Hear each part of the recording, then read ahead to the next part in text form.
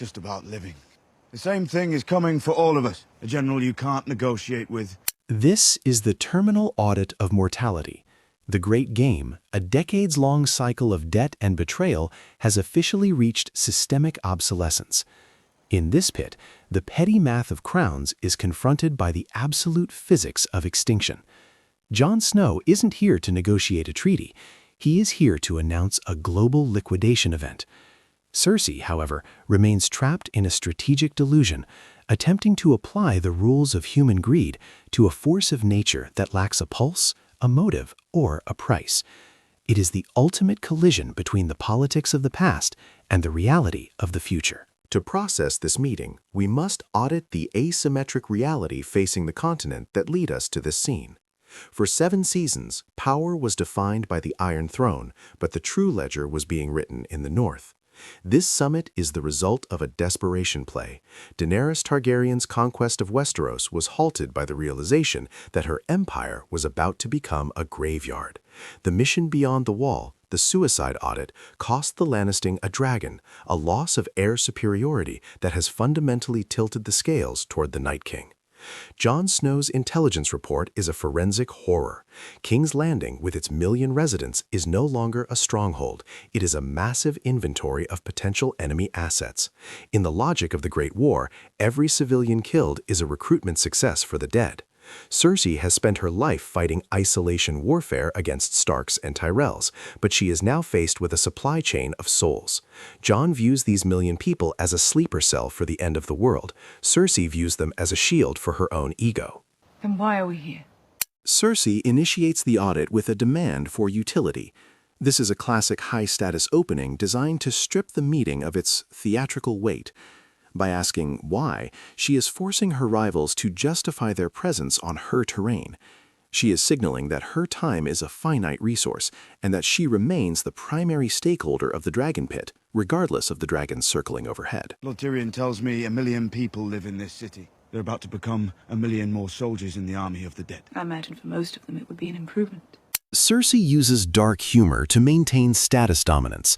By devaluing the lives of her subjects, she attempts to signal that she cannot be blackmailed with their deaths. It is a defense mechanism intended to hide her supply chain blindness. She views 1 million deaths as a relief of burden, failing to grasp that the Night King views those same deaths as a massive logistics upgrade. She sees a human liability. The enemy sees a strategic surplus. This is serious.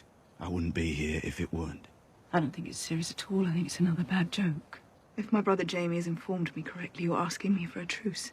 Cersei frames the existential threat as a bad joke to regain linguistic control. She immediately pivots back to the truce, a concept she understands and can manipulate.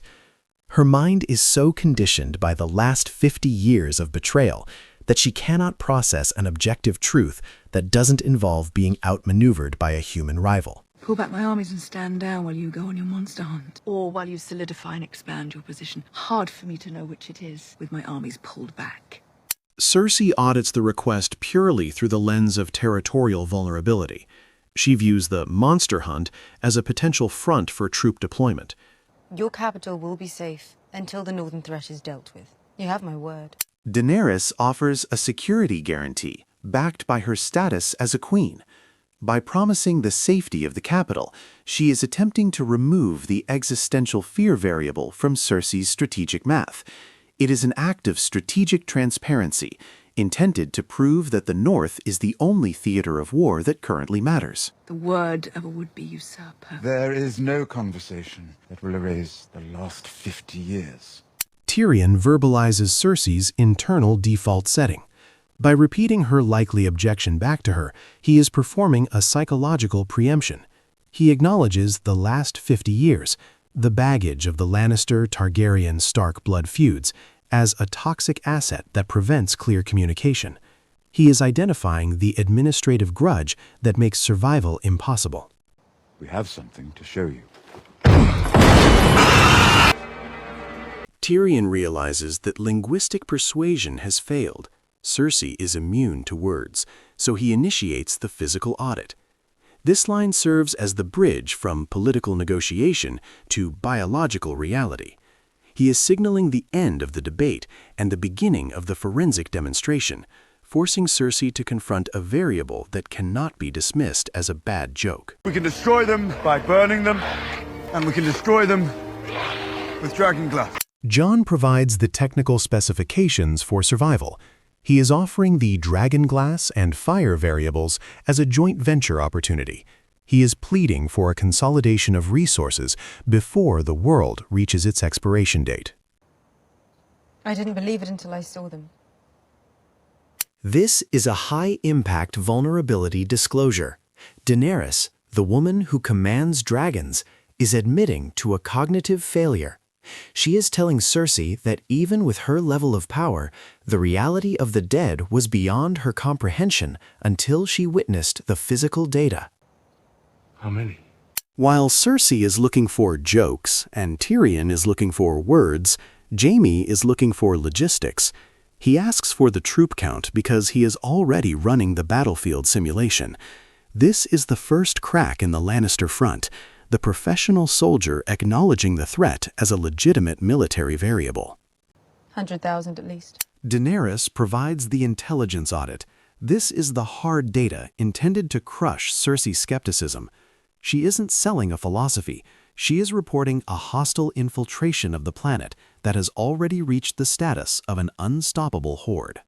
The dialogue reveals a fundamental cognitive dissonance. Jon and Daenerys are speaking the language of species preservation, while Cersei is still speaking the language of dynastic preservation. This is the ultimate bankruptcy of the Lannister doctrine. Hear me roar means nothing to a force that cannot hear. Cersei's insistence on her capital proves she would rather rule a graveyard than serve a living world. She is a ruler whose strategic vision is limited to the perimeter of her own throne, failing to see that the Great War has already rendered her title an unfunded liability. She is attempting to play a Game of Thrones on a board that is currently being lit on fire. The Lannister math of paying debts and protecting the family name has reached its logical conclusion.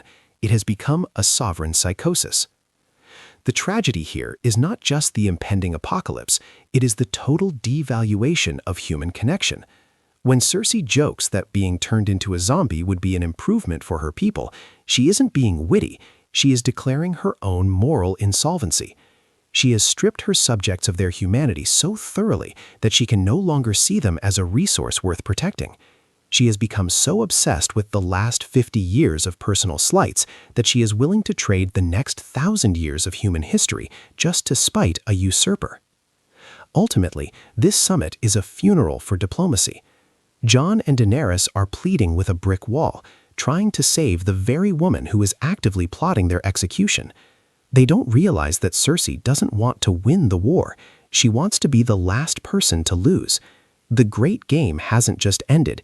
It has been revealed as a suicide pact between the proud and the dead. Cersei Lannister is the captain of a sinking ship who would rather shoot the rescuers than admit the hull is breached.